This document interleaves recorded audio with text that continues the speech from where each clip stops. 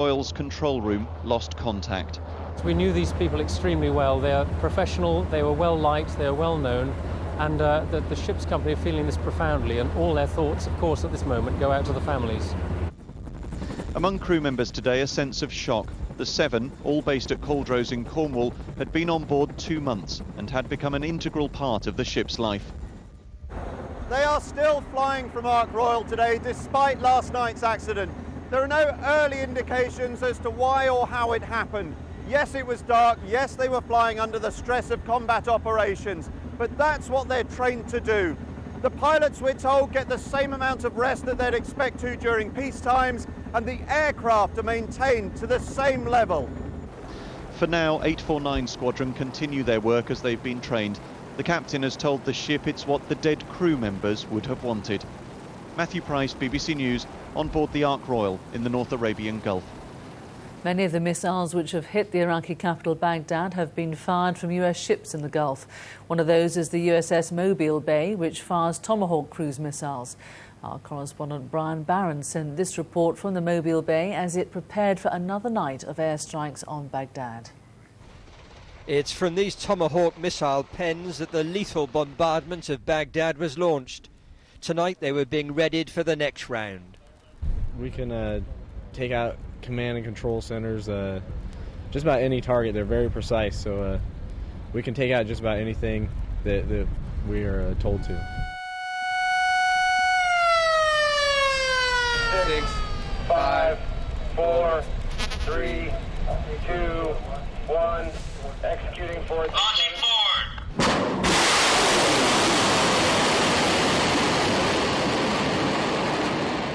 It's the first time most crew members have seen a missile launched in anger.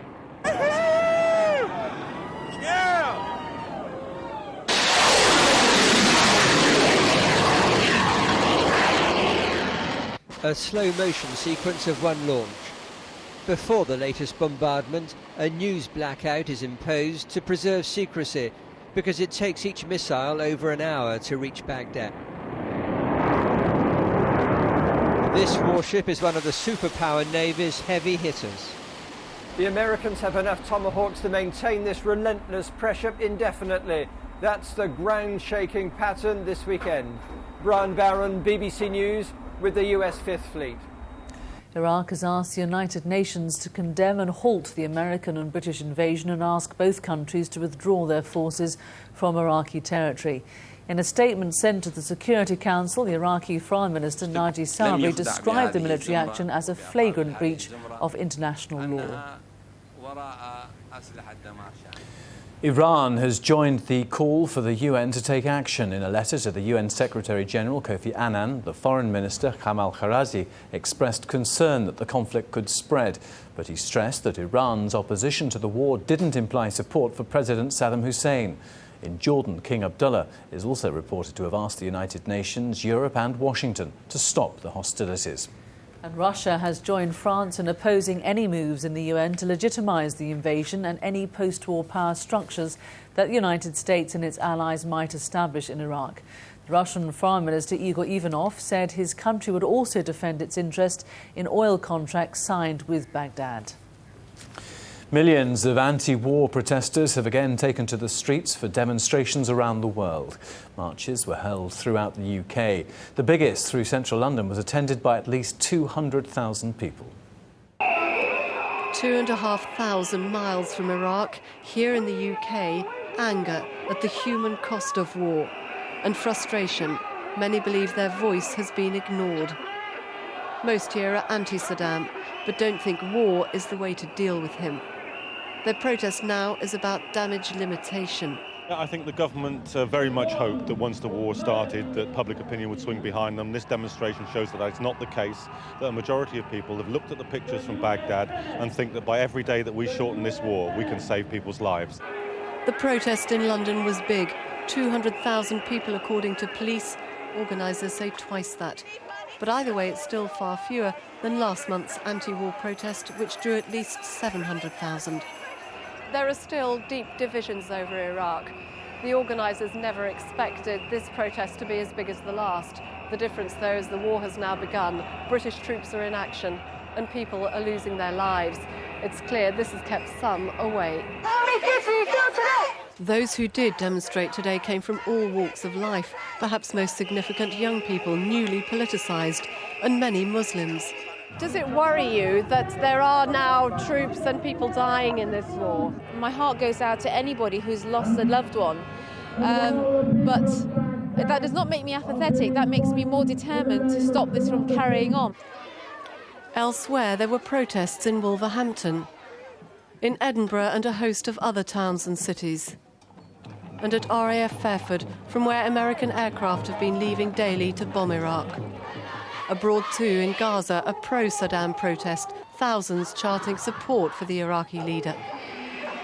In Switzerland, demonstrators clashed with police. In Norway too there was trouble, and in dozens of other cities worldwide there were protests. Stop the war! The London demonstration ended with a rally. With war underway, fewer leading politicians joined the protest. Those here vowed to keep up pressure, hoping to bring hostilities to a swift close. Tonight, several hundred protesters were dispersed by riot police, though the main demonstration had been peaceful. Margaret Gilmore, BBC News, Central London. Well, worldwide protests over the war in Iraq have overshadowed preparations for the Academy Awards ceremony in Los Angeles. But despite the demonstrations, organisers of the Oscars have vowed that the award show will go ahead on Sunday. However, some celebrities, including the actor Will Smith, say they'll stay away, and others, including Dustin Hoffman, say they'll be wearing anti-war badges. Well, let's take you back now live to Baghdad. These are the pictures coming out live from Baghdad. Dawn in Baghdad this morning. No sign at the moment of any air attack. A few cars and lorries driving around the streets there as dawn breaks. But shortly before dawn, we did have reports that there had been a few explosions. That came through on the Reuters news agency, and indeed there had been explosions shortly after sunset last night. We do know that B-52 bombers from RAF Fairford in Gloucestershire left that airfield about 4 hours ago. The flight time from 6 hours, RAF Fairford, yes, to Gloucestershire, about 6 hours. So they might well be on their way to Baghdad as we speak. An American officer is being questioned over a grenade attack at a US military camp in Kuwait. 13 soldiers have been injured in the incident, 6 of them seriously. US and British forces push deep into Iraq. The country's second city, Basra, is surrounded. Air raid warnings in Baghdad, parts of the capital plunged in darkness. Iraqi television shows Saddam Hussein in session with his war cabinet of top advisors. And more anti-war demonstrations in many countries around the world.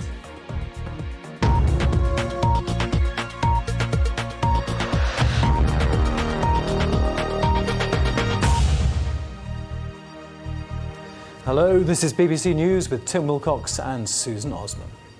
First, 13 US soldiers have been injured in a grenade attack on an American military camp in Kuwait.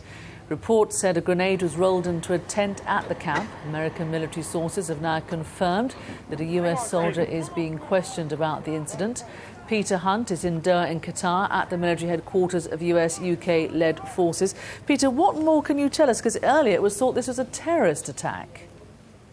That's precisely what was thought earlier. We know that the incident happened at about 1:30 a.m. local time at this camp, Camp Pennsylvania in the Kuwaiti desert. Now, initially, a spokesman for the troops based there, the 101st Airborne Division, speaking from their home base in the United States, suggested that possibly a terrorist had breached the intense security at that base and rolled these hand grenades into the tent. And obviously, if that had happened, it would have raised very embarrassing questions about how such a breach of security could have occurred during a war. But subsequently, now we know that the suspect who has been detained is a serving soldier belonging to that division. We know that 13 people were injured, 11 were taken away by helicopters to field hospitals, army field hospitals in the region, but we don't know the extent of their injuries. That hasn't been made public. Peter, what more do we know about the American that is actually being taken into custody?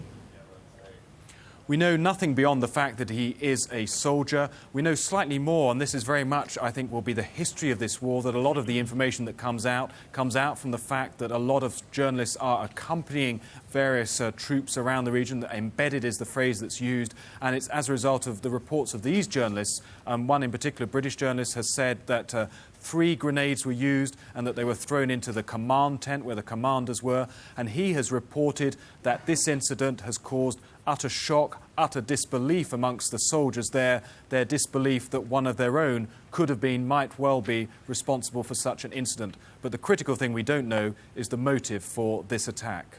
Well, earlier one of our experts was saying that the soldiers are under enormous pressure, and this might well have been what sparked this incident off. I'm sure that could well be one of the motivating factors, one of the reasons. It's not unusual. There were cases during the Vietnam War when soldiers under considerable pressure did turn on their own, or indeed their commanders, but I think that's just speculation at this stage. Not surprisingly, there will be an investigation and they'll try to establish why this happened. As you say, obvious shock amongst obviously his comrades. This really must have affected morale. I think it probably will have caused great sadness, great shock, great anger even. I mean, the source of the information we have in terms of how soldiers have reacted are, as I was saying, reporters who are with them, and they have talked about considerable disbelief. But very much as we were seeing in the case where soldiers have died recently in helicopter crashes, the responsibility now of those in charge of them will be very much in the morning to try and motivate them and focus them on the job in hand. And I think that's what they'll be trying to do when I assume they'll gather them all together in the morning to explain to them what happened and try and impress on them that they have to focus on their priority. What is the likely punishment going to be, do you think, Peter? Again, it is very early for me to be able to kind of speculate in any informed manner on that, because it depends on the nature of the involvement, indeed if he is found guilty of that. But I mean, that will all be handled by the American military procedures and the American military police. Peter Hunt, thank you for joining us. Well, American and Iraqi forces have clashed in the desert town near the Iraqi town of Najaf, much closer to Baghdad than any previously reported ground fighting. A Reuters correspondent says it involves elements of the US 3rd Infantry Division. A convoy of US Marines has also been moving in the direction of Baghdad in a separate thrust from the city of Basra. Iraqi television said the local Ba'ath Party leader was killed in the fighting during the fighting around Najaf. Well, as the Americans began their advance from Basra, about 8,000 British troops moved into position around the city. Their task is to protect the rear of the US advance, but officials say there's no intention at present of entering Basra itself.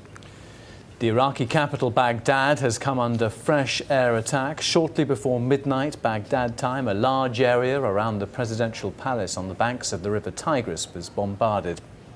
American aircraft have also struck the northern cities of Mosul and Kirkuk. Well, this is the scene live now in Baghdad, where dawn has just broken. We did have reports from the Reuters news agency that there were a couple or several explosions shortly before dawn, in fact before the pre-dawn call to prayer. There were also reports of other explosions shortly after sunset last night in Baghdad, which at the time plunged certain areas of the city into darkness. It would appear that some of the infrastructure, some of the electricity generators were hit in certain parts of the city. But this is the scene now live. Dawn in Baghdad, day has broken. We do know, however, though, that some B-52 heavy bombers, long-range bombers, two left a few hours ago from RAF Fairford in Gloucestershire in the west of England about 4.5–5 hours ago. The flight time to Iraq reckoned to be about 6 hours. These B-52s were used in the very heavy shock and awe, the so-called shock and awe bombardment of Baghdad and other parts of Iraq 24 hours previously. But as Susan was saying, just two B-52 bombers reported to have left RAF Fairford, believed to be en route for Iraq. British and American troops are driving deeper into Iraq. They've encountered fierce fighting in a number of towns and cities, but are now said to be halfway to Baghdad and are pushing forward. Coalition soldiers reached Iraq's second city, Basra, and they entered the port town of Qasr, but they met pockets of fierce Iraqi resistance there. Further north, en route to Baghdad, US-led forces say they've secured the